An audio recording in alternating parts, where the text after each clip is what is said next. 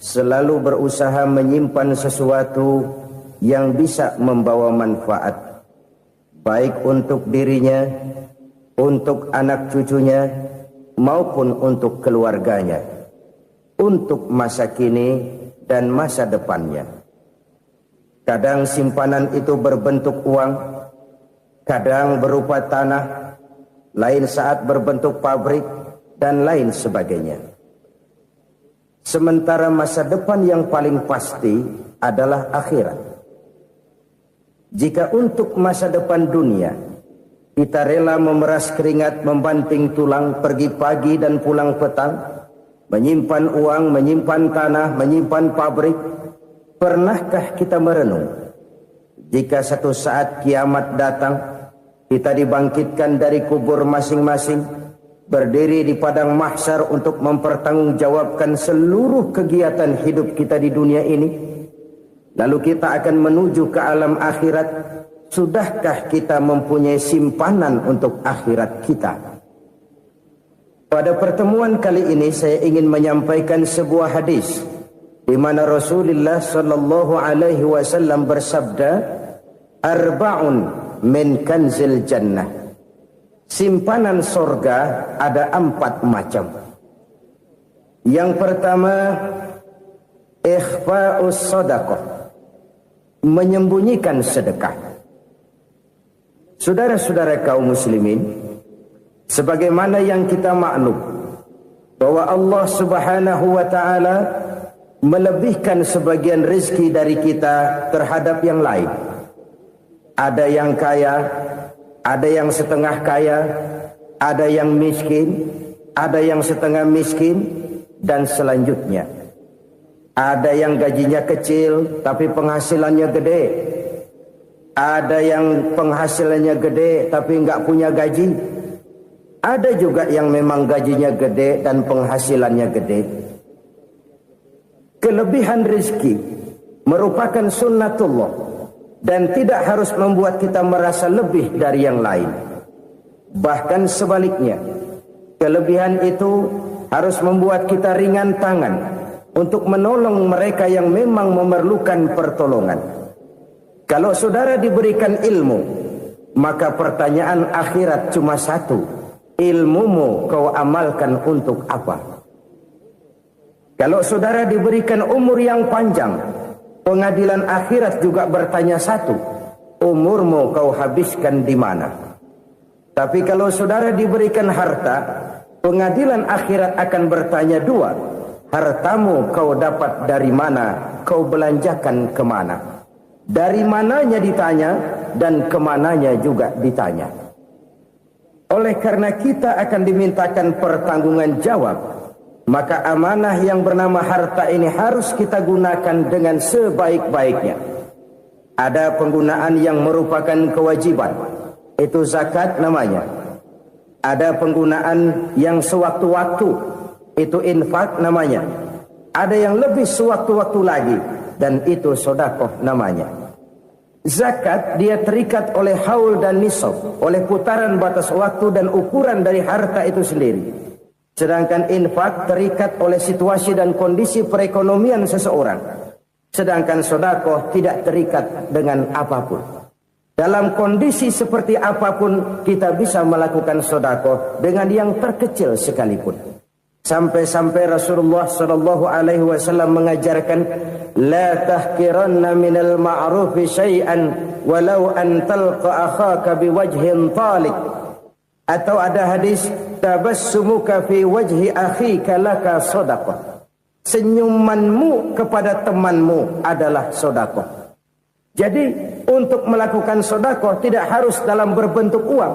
Dengan ilmu kita bisa sedekah. Dengan tenaga kita bisa bersedekah, dengan pikiran kita bisa bersedekah, bahkan senyum kepada teman itu pun sedekah. Jadi kalau sedekah dengan uang memang belum punya uang, nyengir aja banyakin. Itu asal pada tempatnya, jangan lalu ketemu tiang listrik cengengesan. Tentu tidak pada tempatnya dan tidak wajar. Sedekah yang paling dicintai Allah adalah sedekah yang disembunyikan. Artinya, jauh dari sifat riya. Kan kadang-kadang ada orang sedekah itu disebutkan namanya, apa tidak bagus? Kalau memang niatnya ikhlas, ya bagus-bagus saja. Untuk memberikan sugesti kepada yang lain. Si Fulan bin Fulan nyumbang sekian, diumumkan. Boleh kalau niatnya untuk memberikan rangsangan kepada yang lain supaya dia menyumbang lebih besar dari orang tadi. Tapi kalau itu mendatangkan riya, maka sedekah yang paling dicintai Allah adalah sedekah yang disembunyikan. Tangan kiri saja tidak tahu apa yang diberikan oleh tangan kanan. Sedekah yang dilakukan dengan ikhlas akan merupakan perbendaharaan surga, tersembunyi dari pandangan orang lain, tidak seorang pun tahu. Karena memang sikap yang baik adalah melupakan kebaikan dan mengingat kesalahan. Itu salah satu ciri orang bahagia. Orang yang selalu mengingat kesalahannya dan berusaha melupakan segala kebaikannya. Kalau dia akan ada kebaikan, dia tidak bisa ikut, dia merasa rugi karena dia merasa belum pernah berbuat baik. Tapi kalau akan melakukan kesalahan baru, dia ingat kesalahan yang sudah-sudah, sehingga terhalang baginya untuk melakukan satu kesalahan baru. Demikianlah saudara-saudara, bahwa Allah melebihkan rizki sebagian kita dari yang lain, agar terjadi tolong-menolong dalam kehidupan ini. Jadi kesenjangan yang nature, kesenjangan yang alami, itu sunnatullah. Ada yang kaya, ada yang miskin, ada yang kelas menengah. Nah, kenapa lalu sekarang kita berusaha mengentaskan kemiskinan? Oleh karena adanya kesenjangan struktural. Kalau yang kaya bisa semakin kaya, kenapa yang miskin tidak bisa naik jadi ikut sedikit kaya?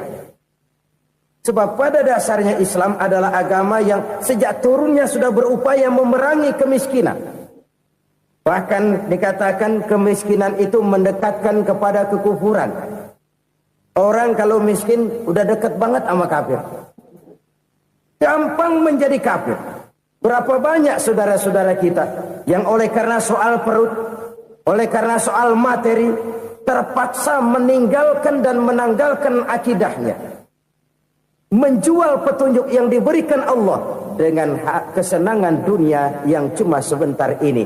Na'udzubillah, summa na'udzubillah. Jadi makin kita sembunyikan satu sedekah, semakin banyak perbendaharaan kita di surga. Sedekah yang paling dicintai Allah adalah sedekah yang disembunyikan. Malahan ada seorang sufi, dia punya kebiasaan kalau pergi sholat Jumat dia bawa uang, itu uang dia taruh di bawah tikar masjid. Dia niat sedekah kepada siapa saja yang nemuin itu duit. Maksudnya apa? Supaya yang nemuin nggak tahu siapa yang punya duit. Demikian dia saking ingin menyembunyikan sedekahnya. Karena sifat riya itu bisa memakan amal kita sendiri. Riya itu termasuk menyebut-nyebut kebaikan kita.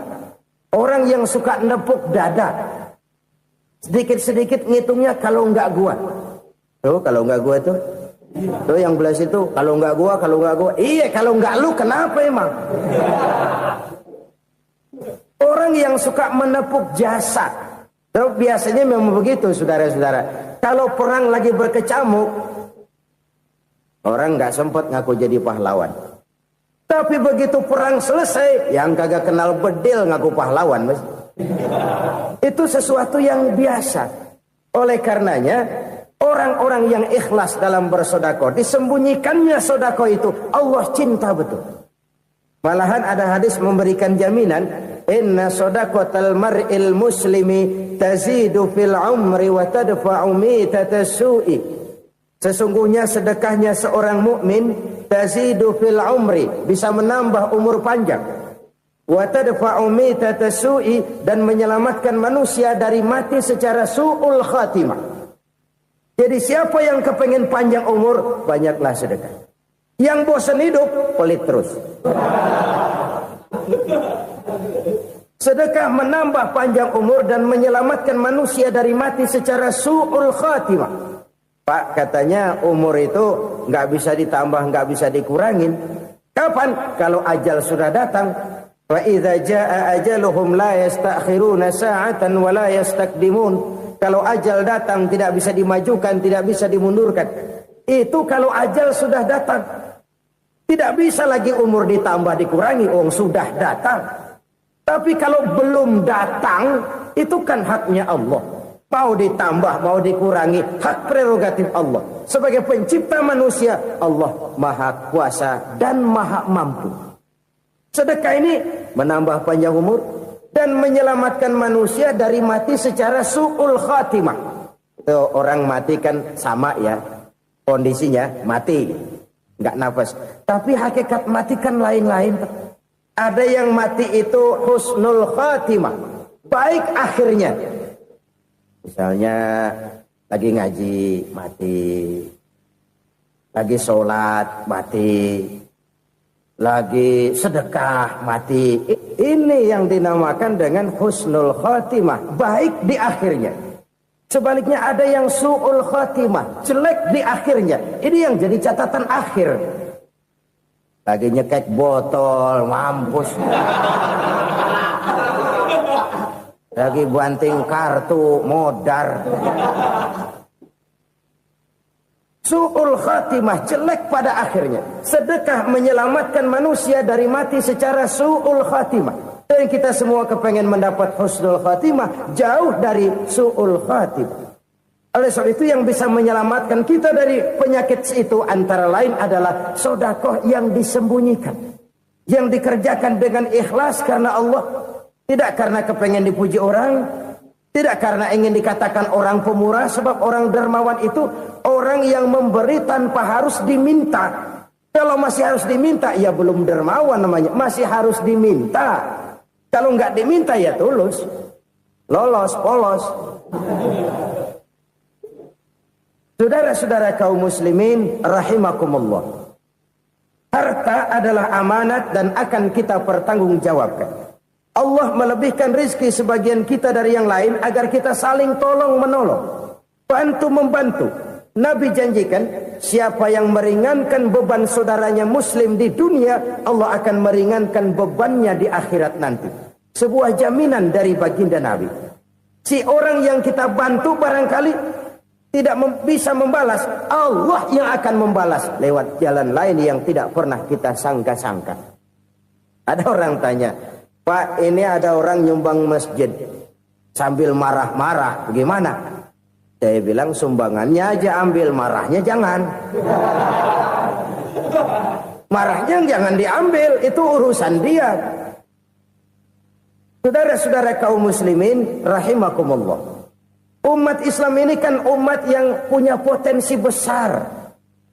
Kadang kita merenung, kenapa kadang-kadang pembangunan masjid kok lambat sekali? Kalau hotel hari ini peletakan pertama, bulan depan peresmian. Supermarket hari ini peletakan batu pertama, minggu depan peresmian. Tapi kalau sudah yang namanya masjid, kadang-kadang peletakan batu pertama sekaligus jadi batu terakhir.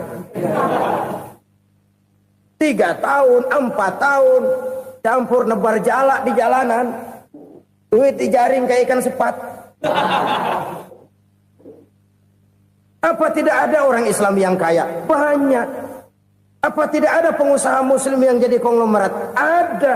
Lalu yang belum banyak itu yang komit terhadap nilai-nilai agamanya. Akhirnya kita jatuh jadi umat yang lemah.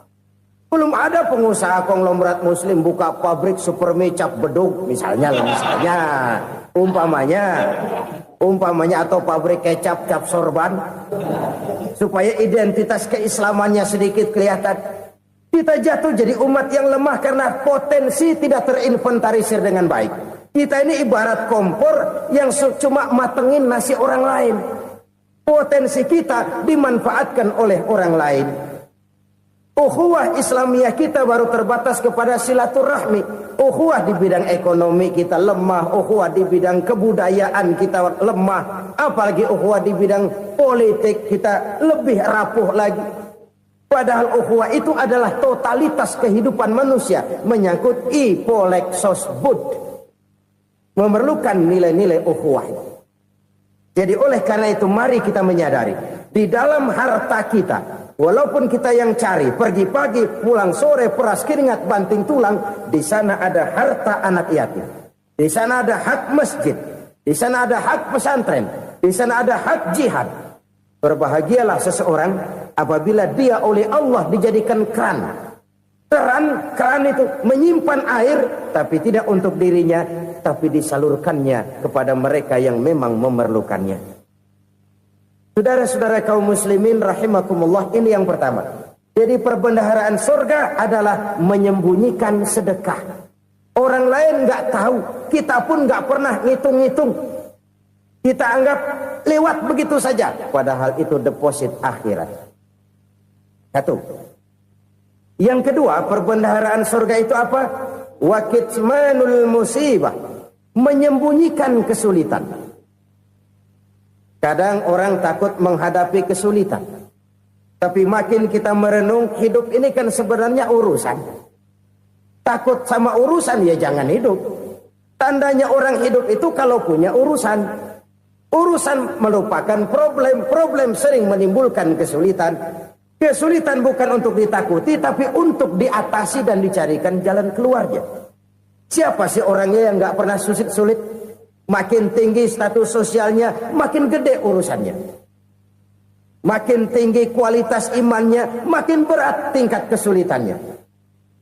Cuma memang yang namanya enak itu seperti pelangi. Biang lala itu nggak pernah di atas kepala kita, di atas kepala orang melulu. Lo sih enak lo, kata kita. Dia juga bilang yang enak kan lo. Pelangi itu nggak pernah di atas kepala kita.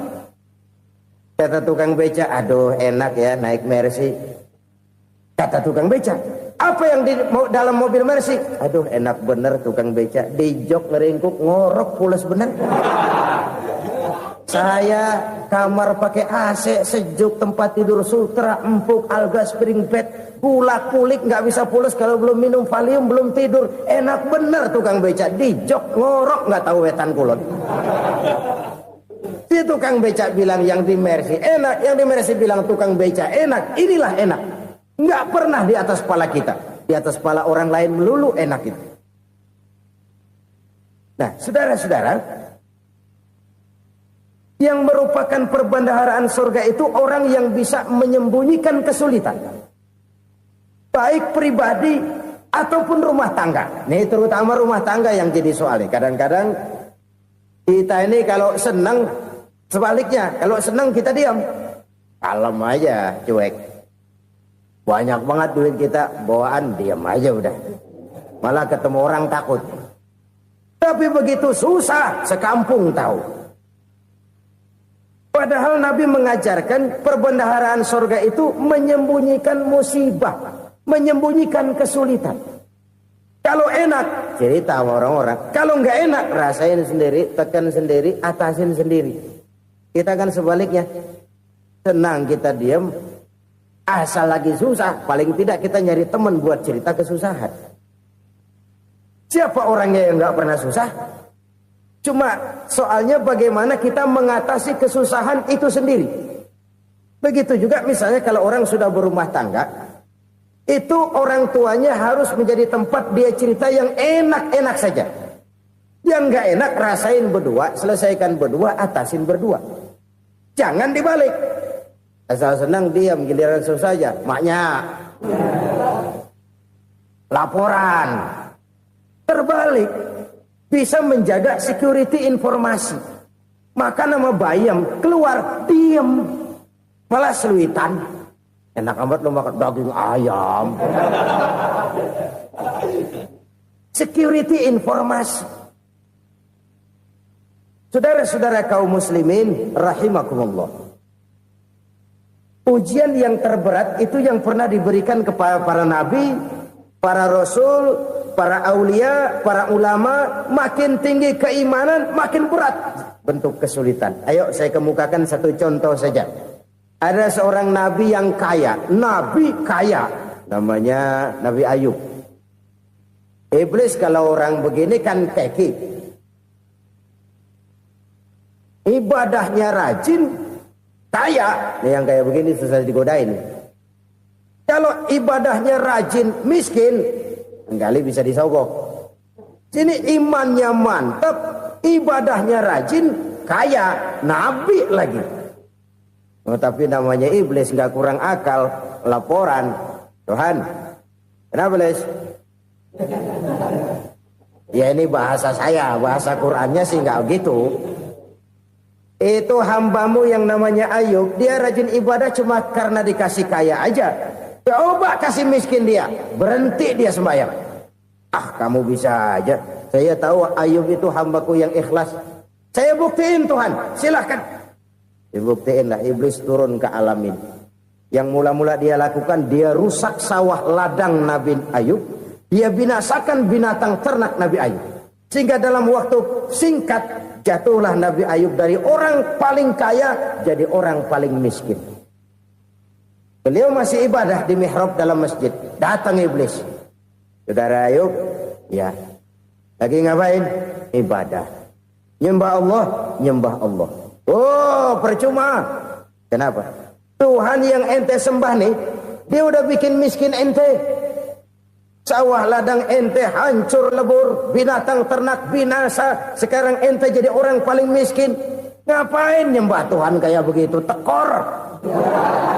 Udah berhenti dah ibadah, berhenti ibadah. Ini iblis sama Tuhan laporannya lain, yang dikerjakan kepada Nabi Ayub juga lain. Benar begitu iblis kata Nabi Ayub? Iya, sawah ladang saya habis, buras. Binatang ternak saya binasa, binasa. Saya miskin, bangpak. Apa jawab Nabi Ayub? Bukan innalillahi, ini hebat. Alhamdulillahillazi a'tani wa akhza minni. Segala puji bagi Allah yang telah memberikan harta kepada saya dan sekarang mengambilnya lagi. Alhamdulillah. Allah yang ngasih, Allah yang ambil. Itu mah urusan Allah. Iblis cuman ibadah jalan terus, sujud lagi Nabi Ayub. Iblis seleher gondok banget. Dasar Nabi nggak mempan dia apa-apain. Miskin malah alhamdulillah. Allah yang ngasih, Allah yang ambil. Jadi kalau kita tidak komit, kita tidak terikat kepada kaya, miskin, senang, susah, apa yang bisa bikin kita susah? Jadikan kekayaan, kemiskinan, jadikan senang, susah sebagai anak buah yang bisa kita atur. Jangan kekayaan ngatur kita, jangan kemiskinan ngatur kita. Kita yang harus mengatur mereka. Senang, susah, kaya, miskin, bahagia, sengsara, jadikan itu anak buah yang bisa kita atur. Kalau sekarang kita kaya, lain saat boleh jadi kita miskin, semiskin-miskinnya. Allah yang ngasih, Allah yang ngambil. Tenaga mana yang bisa menghalangi? Ibadah jalan terus. Iblis makin gondok. Dasar Nabi loh. Akhirnya apa? Nabi Ayub dikerjain, diberikan penyakit. Demikian fatal penyakitnya. Bayangin, udah miskin sakit. Masya Allah. Miskin sakit. Sakitnya nggak lama, kira-kira 16 tahun. Istrinya 3, 2 mental minta ceraiin. Ngerawatin laki bengek begini. Senang belum tentu, susah udah pasti nih. Cerai aja, cerai dah. Cerai. Tinggal satu Siti Rahmah yang setia menemani beliau. Sesetia-setianya hati perempuan. Satu saat Siti Rahmah bilang, "Bang, iya, abang kan Nabi bang. Lalu namanya Nabi kan doanya jarang meleset bang. Maksud kamu minta kenapa sih sama Tuhan biar abang sembuh baik dah bang?" Siti Rahmah, iya. Saya sakit berapa tahun sih dah? 16 tahun bang. Sebelum ini saya sehat berapa tahun? Ya kira-kira 60 tahun bang. Nah coba ente banding-bandingin Rahmah. Saya dikasih sehat 60 tahun. Dikasih sakit 16 tahun. Sudah nggak sabar. Mau doa kepada Allah minta sembuh. Saya malu. Malu kepada Allah. Diuji dengan yang luar biasa seperti ini. Tidak mengganggu stabilitas kehambaannya. Dia tetap menghamba kepada Allah subhanahu wa ta'ala. Saudara-saudara kaum muslimin rahimakumullah. Kunci menghadapi kesulitan itu apa? Allah jelaskan dalam satu ayat, wa basyiris sabirin alladzina iza asabathum musibah qalu inna lillahi wa inna ilaihi raji'un. Gembirakan orang-orang yang sabar. Siapa mereka itu? yang apabila mendapat musibah mereka kembali kepada keyakinan dasar segalanya dari Allah dan segalanya akan kembali kepada Allah. Ini konsepsi dasar dari sikap muslim dalam menghadapi berbagai kesulitan. Segalanya dari Allah, segalanya akan kembali kepada Allah. Kalau ini sudah kondisi dasarnya, maka kita akan lapang menghadapi kenyataan bagaimanapun pahitnya. Apakah itu namanya miskin, apakah itu namanya sakit, bahkan maut sekalipun. Maut sekalipun. Segalanya dari Allah, segalanya akan kembali kepada Allah. Ini sikap hidup, bukan sekedar ucapan. Kita kadang-kadang menjadikannya sebagai ucapan. Mulutnya sehingga berhenti, innalillahi wa inna ilaihi rajiun, tapi nangisnya terus gerung-gerungan.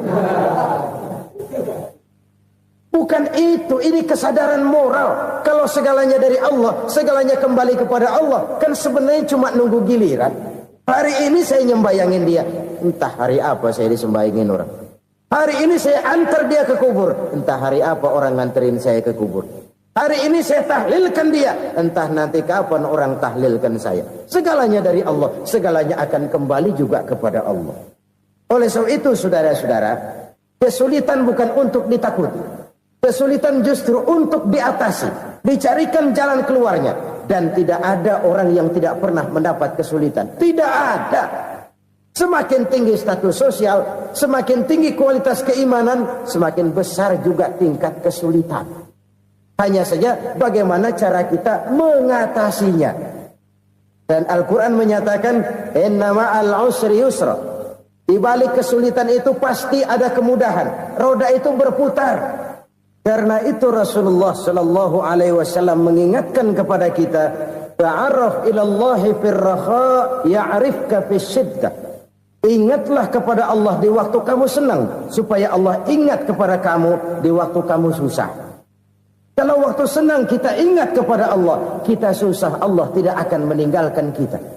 Tapi kalau waktu senang kita jauh dari Allah, sujud tidak sempat, dengan masjid jauh, ketika senang kita lupakan Allah. Nanti begitu kita susah, Allah lupakan kita. Dan itu menyakitkan. Oleh karena itu orang-orang tua kita dulu bilang, kalau lagi sehat ingat-ingat, lu bakal sakit nanti. Kalau lagi kaya ingat-ingat satu saat kita bakal jatuh miskin. Bahkan kalau lagi muda ingat-ingat kita bakal tua. Dan yang terpenting, kalau lagi hidup ingat-ingat kita bakal mati. Saudara-saudara kaum muslimin rahimakumullah. Jadi yang kedua yang merupakan perbendaharaan surga, menyembunyikan musibah. Saudara-saudara kaum muslimin rahimakumullah. Hal ketiga yang merupakan perbendaharaan surga adalah wasilatur rahmi. Orang yang suka bersilaturahmi. Sebagaimana yang kita maklum bahwa manusia adalah makhluk yang disebut zon politika. Makhluk sosial yang tidak mungkin hidup sendiri-sendiri. Betapa dan siapapun kita memerlukan orang lain. Bodoh betul manusia kalau tinggal di tengah masyarakat tapi tidak mau bermasyarakat. Merasa hebat sendiri, pintar sendiri, gagah sendiri, kaya sendiri. Mungkin kalau mati juga ngubur sendiri. Jangankan kita di sini, di sorga saja Nabi Adam waktu sendirian bengong melulu, ngondar mandir. Allah tegur dam sepi dam. Ya ini kalau bahasa saya. Iya Tuhan sepi ini nggak ada coret-corekan pisan ini. Diciptakan Siti Hawa baru anteng Nabi Adam. Itu di surga. Cobalah. Umpamanya saudara tinggal di Jakarta nih. Kayak bener. Apaan aja di Jakarta punya saudara dah. Jembatan Semanggi ambil. Monas buntel bawa pulang. Hotel-hotel ambil semua. Cuman tinggal di Jakarta sendirian, apa enaknya? Betapa dan siapapun kita perlu orang lain. Tidak ada seorang pun yang bisa memenuhi kebutuhan hidupnya secara sendiri-sendiri.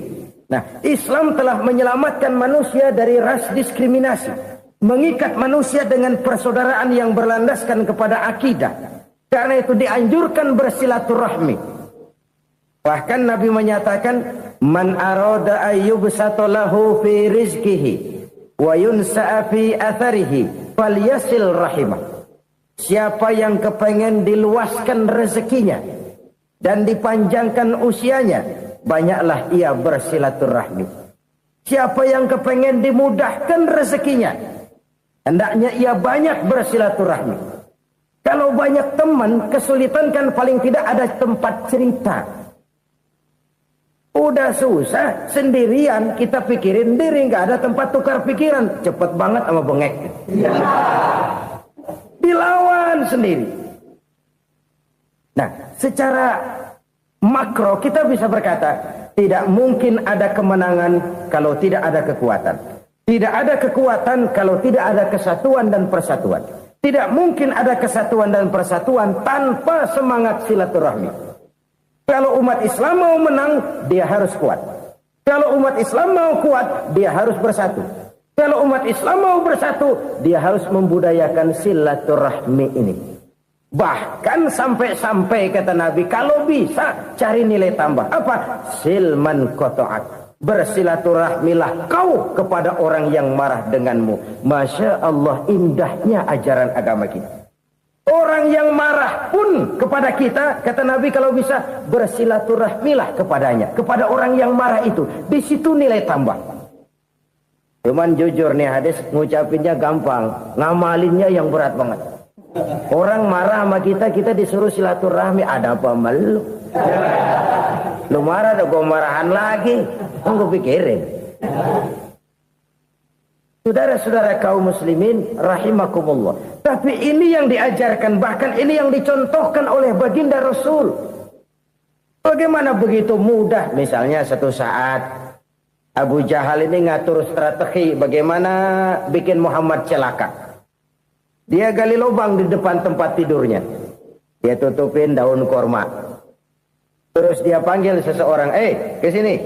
Kasih tahu Muhammad, pamannya sakit keras, minta ditengokin. Berangkat orang ini ke sana. Muhammad, labbaik. Pamanmu sakit keras, dia minta ditengokin. Baik, saya akan datang menjenguk beliau. Berangkatlah Nabi ke rumah Abu Jahal tanpa prasangka apapun. Abu Jahal udah pasang setil, selimut 3 rangkap setengah dia pakai. Persis kayak orang meriang. Tapi sembari ngintip dari balik selimut. Begitu Muhammad buka pintu, nah masuk perangkap nih. Muhammad jalan menuju tempat pembaringan. Makin lama makin dekat, makin lama makin dekat. Makin dekat ke lubang yang dipasang oleh Abu Jahal itu. Dalam hati Abu Jahal, terus dah jatuh, mampus dah lo ini. Mampus lo hari ini nih. Apa yang terjadi? Malaikat Jibril datang. Muhammad, pamanmu cuma pura-pura sakit. Di depan tempat tidurnya ada lubang perangkap supaya kamu jatuh ke situ. Sudah, kamu pulang. Balik kanan Nabi. Sudah hampir jatuh ke lubang, balik kanan, pulang. Bayangin kecewanya Abu Jahal. Muhammad dikit lagi, Muhammad dikit lagi. Enggak paman, saya pulang aja. Emosi bangun dari tempat tidur, enggak sadar kalau lagi pura-pura sakit. Lompat ngejar Nabi, dia lupa dengan lubang yang dia gali. Serak, nyemplung sendiri ke dalam lubang.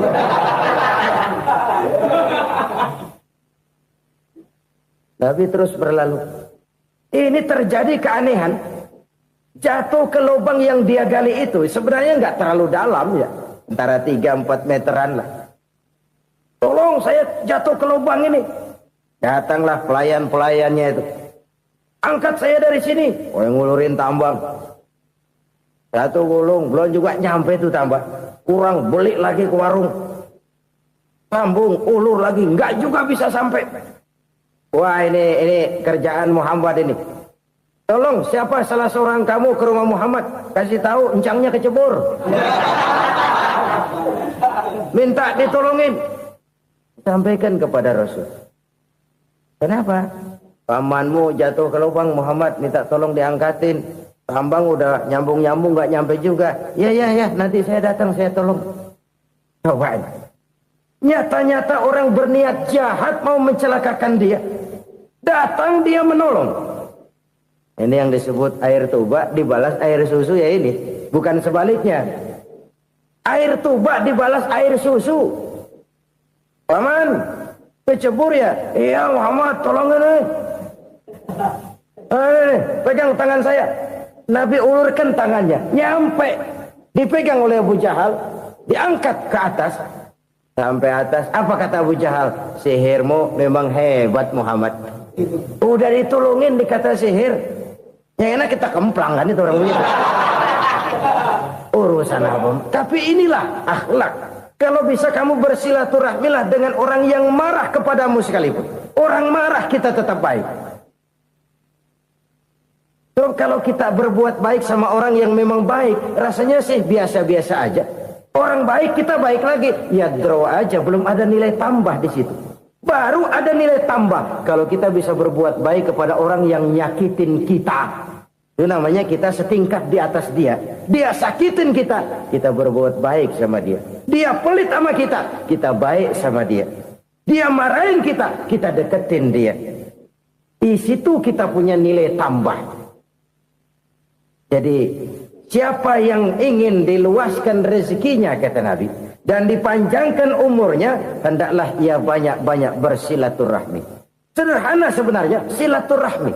Tapi silaturahmi membangkitkan semangat kesatuan dan persatuan. Kesatuan dan persatuan melahirkan kekuatan. Dalam matematika, 1 ditambah 1 pasti 2. Tapi di tengah masyarakat, 1 orang takut ditambah 1 orang takut, hasilnya jadi 2 orang setengah berani. Kenapa setengah berani? Karena udah berdua. Tadi pan takut sendirian. Kalau dia kumpul turu-turu takutlah jadi berani. Kita yang lemah, kita yang tidak berdaya, kita yang miskin, kalau mau kompak bersatu, apa yang nggak bisa kita kerjain? Apalagi tinggal di kota besar, pilihan cuma 2, bertahan atau minggir. Bertahan atau minggir.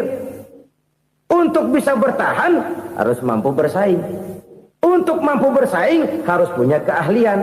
Keahlian harus ditunjang dengan pendidikan. Ditambah oleh kekompakan sebagai umat. Udah miskin mencar mulu, orang injak kita. Orang nggak pandang urusan apa malu. Oleh karena itu silaturahmi pada hakikatnya merupakan roh dari ukhuwah yang diajarkan oleh agama kita. Bagaimana Islam menyelamatkan masyarakat manusia dari ras diskriminasi, mengikat manusia, dan tidak ada persaudaraan yang lebih indah selain persaudaraan yang diikat dengan nilai-nilai akidah. Sepanjang orang di jalan Allah, itulah saudara kita. Keluar dia dari jalan Allah, selesailah persaudaraan sampai di situ. Karena itu, kalau ingin menyimpan sesuatu di surga, banyaklah bersilaturahmi.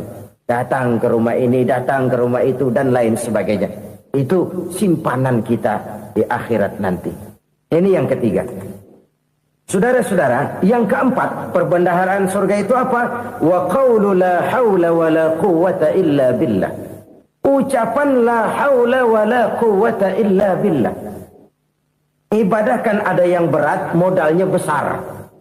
Bangun masjid berat, modalnya besar. Bangun rumah sakit berat, modalnya besar. Ada ibadah yang berat tapi modalnya ringan. Misalnya puasa. Puasa itu berat, mengendalikan nafsu. Kalau sekedar nggak makan nggak minum sih enteng, mengendalikan nafsu itu jihad terbesar. Tapi kan modalnya ringan, cuma niat saja. Ini ibadah berat, modalnya ringan. Ada ibadah yang ringan, modalnya juga enteng. Seperti termasuk ucapan la haula wa la quwwata illa billah. Tanpa sadar, la haula wa la quwwata illa billah, nyelengin tuh di surga. Nyelengin, kita nggak terasa, nyelengin simpenan akhirat. La haula wa la quwwata illa billah, nyimpan lagi. Kaget, la haula wa la quwwata illa billah, nyimpan lagi. Banyak simpenan. Walaupun sebenarnya yang dimaksud di sini adalah kesadaran batin bahwa tidak ada daya dan kekuatan kecuali Allah. Itu intinya. Kita memulai pekerjaan disunahkan baca bismillah, kan begitu. Apa itu? Kesadaran moral. Bahwa ini saya bisa kerjakan. Saya kerjakan ini dengan menyebut nama Allah. Kenapa? Kalau Allah tidak memberikan daya dan kekuatan, mana mampu saya kerjakan ini. Maka saya kerjakan ini dengan menyebut nama Allah. Bismillah. Kesadaran moral. Manusia hanya wajib berusaha, tapi nggak pernah wajib berhasil. Banyak hal-hal yang kalau kita renungkan secara rasio nggak mungkin. Tapi jadi kenyataan. La haula wa la quwata illa billah. Tidak ada daya dan kekuatan kecuali bagi Allah semata-mata. Kesadaran moral akan kelemahan dan keterbatasan makhluk bernama manusia. Kadang kita kagum dengan otak, tapi kita sering lupa sama yang bikin otak. Padahal bagaimanapun hebatnya otak, yang bikin otak pasti lebih hebat dari otak. Nggak percaya, silahkan otak-otakan. Inilah kecenderungan. Kita kagum dengan pesawat-pesawat mutakhir, bukan main, besi gede banget terbang itu. Alangkah hebatnya. Lalu apa yang bikin otak tidak lebih hebat dari itu semua? Kita puji laut, apa yang bikin laut tidak lebih hebat dari laut itu? La haula wa la quwata illa billah. Tidak ada daya dan kekuatan kecuali Allah. Apa yang bisa kita lakukan? Kalau tidak karena daya dan kemampuan yang diberikan oleh Allah kepada kita. Lahirlah sikap tawadu, rendah hati. Tidak melonjak menjadi angkuh dan sombong. Sadar akan kelemahan dan keterbatasan diri. Sebagai makhluk yang diciptakan oleh Allah subhanahu wa ta'ala. Jadi satu sisi ini ucapan yang berpahala. La haula. Jadi wiridan. Pada sisi lain ini kesadaran moral. Sikap mental, kesadaran batin, bahwa yang punya daya dan kekuatan itu cuma Allah. Kita nggak pantas untuk sombong, sebab sombong itu pakaiannya Allah. Kita nggak sedang pakai pakaian Allah, kegedean. Dan makin kita renungi, makin terbentur. Apa sih yang bisa kita sombongin? Kita mau sombong apa? Kayak pintar, itu kan semua relatif. Di atas langit masih ada langit lagi. Jadi oleh karenanya, marilah kita menyadari. Manusia hanya wajib berusaha, tapi tidak pernah wajib berhasil. Yang berusaha saja tidak wajib berhasil, apalagi yang tidak berusaha. Islam bukan agama orang pemalas yang selesai sholat lalu endelohom, nggelenggem ayem-ayem. Tapi Islam bukan agama orang sombong yang setelah berusaha lalu tidak memerlukan Allah. Kita bisa saja bikin proyeksi, tahun sekian kita bakal panen besar menurut perhitungan otak. Tapi ada kejadian lain. Apa? Tikus ngambek. Habis itu dimakanin tikus, panen gagal. Proyeksi rasional gagal oleh tikus-tikus yang ngambek itu. Bisa saja terjadi. Tahun depan kita panen besar. Urung. Kenapa? Musim panas panjang. Dan sekarang ini koran-koran bikin berita musim mengalami penyelewengan. Bukan cuma manusia yang nyeleweng sekarang. Musim pakai nyeleweng. Mestinya kan musim hujan udah selesai. Masih hujan-hujan juga. Musim. Nah sekarang kita boleh bikin proyeksi, kita bakal panen besar. Tahu-tahu musim panas panjang, sawah retak, air kering. Cari teknokrat yang paling botak, suruh pendekin tuh musim panas. La haula wa la quwata illa billah. Inilah kesadaran moral. Saudara, saya teringat satu saat ada seorang konglomerat. Umurnya ya kira-kira 70-an. Suatu saat dia ditanya oleh wartawan, Pak, umur Bapak berapa sih? Ya paling 10 tahun. 10 tahun? 10 tahun? Anak Bapak berapa orang? Satu saja? Satu. Harta Bapak berapa? Ya paling-paling bangsa 7 juta kali. 7 juta? Iya. Pak, kenapa Bapak bohongi saya? Bapak punya buku biografi. Koran-koran, majalah-majalah banyak memuat cerita riwayat hidup Bapak. Saya tahu umur Bapak 70. Kenapa bilang cuma 7 tahun? Saya tahu anak Bapak 8. Kenapa cuma bilang 1? Saya tahu harta bapak miliaran, mungkin triliunan, pabrik di mana-mana, bank di mana-mana. Kenapa bilang uang bapak cuma 7 juta? Nah, kata si konglomerat tadi, kamu benar nak, kamu benar. Umur saya kalau jumlahnya memang 70 nak. Cuman ingat-ingat saya, baru 7 tahun terakhir ini saya sujud. Baru 7 tahun terakhir ini saya berusaha dekat dengan Allah. Saya laksanakan perintahnya, saya jauhi larangannya. 7 tahun inilah rasanya yang ada nilainya di hadapan Allah. Yang 63 tahun matong, kelabu, kelem umur gue. Habis untuk maksiat, untuk munkarat. Maka ketika ditanya tadi, umur saya 7 tahun itu. Oh begitu Pak. Oh iya. Lalu anak Pak. Anak bapak kan 8. Kenapa bilang cuma 1? Nah, kalau jumlah hitungannya memang anak saya 8. Tapi dari 8 orang ini rasanya cuma 1 nih. Yang bakal jadi buah hati, belahan jantung. Pelanjut cerita, penerus sejarah. Bakal jadi anak soleh yang akan mendoakan saya. Cuma 1 rasanya anak saya ini yang bakal jadi buah hati saya. Besar-besaran saya. Yang akan mendoakan di kubur saya. Yang akan mendoakan di akhirat saya. Yang 7 orang mana? Masya Allah, yang atu tenggeng, yang atu nyekek botol ngolo, yang atu nggak karu-karuan. Makanya saya bilang 1 anak saya yang akan bisa mendoakan saya. Oh begitu Pak. Iya. Nah harta Pak, harta bapak kan triliunan. Pabrik bapak di mana-mana. Uang bapak hampir di tiap bank-bank besar. Kenapa bilang cuma 7 juta? Betul kau nak. Harta saya kalau jumlahnya memang miliaran, triliunan mungkin.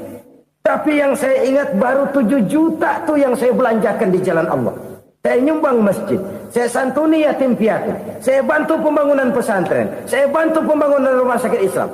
Itu yang akan saya bawa pulang ke akhirat, yang 7 juta itu. Yang triliunan itu nanti akan diperebutkan oleh anak-anak saya sebagai waris saya. Jadi harta saya 7 juta itu yang bakal nemenin saya di akhirat. Yang akan saya bawa pulang jadi teman saya. Saudara-saudara kaum muslimin. Jangan-jangan orang tua itu adalah kita-kita ini. Jangan-jangan kita-kita ini adalah orang tua itu. Jangan-jangan itu potret dari diri kita masing-masing. Dari sekian umur yang diberikan Allah, berapa tahun yang ada nilainya di hadapan Allah? Dari sekian anak-anak yang merupakan amanah, berapa yang akan mendoakan kita sebagai orang tuanya menjadi anak soleh? Dari sekian banyak harta yang diberikan Allah, berapa yang akan kita bawa pulang menghadapnya nanti, yang kita belanjakan di jalan Allah? Ini sebuah potret kehidupan. Karena itu kita kembali kepada la haula wa la quwwata illa billah. Kita wajib berusaha, kita wajib berikhtiar. Selebihnya, segala daya dan kekuatan hanya milik Allah saja semata-mata. Satu kesadaran batin dari setiap pribadi muslim.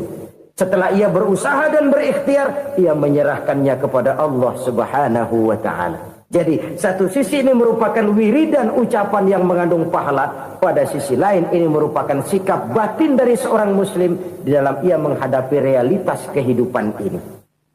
Saudara-saudara kaum muslimin, rahimakumullah.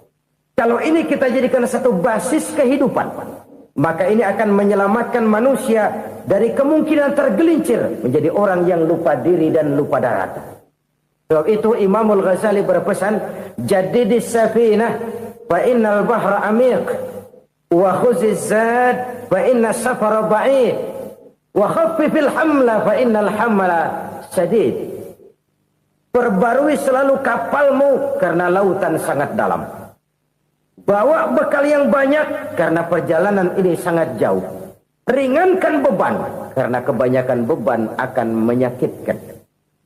Alangkah indah kalimat ini, alangkah dalam makna yang terkandung di sana. Perbarui selalu kapalmu karena lautan sangat dalam. Apa artinya ini? Jaga mentalmu baik-baik. Pelihara imanmu baik-baik karena hidup penuh cobaan seperti lautan.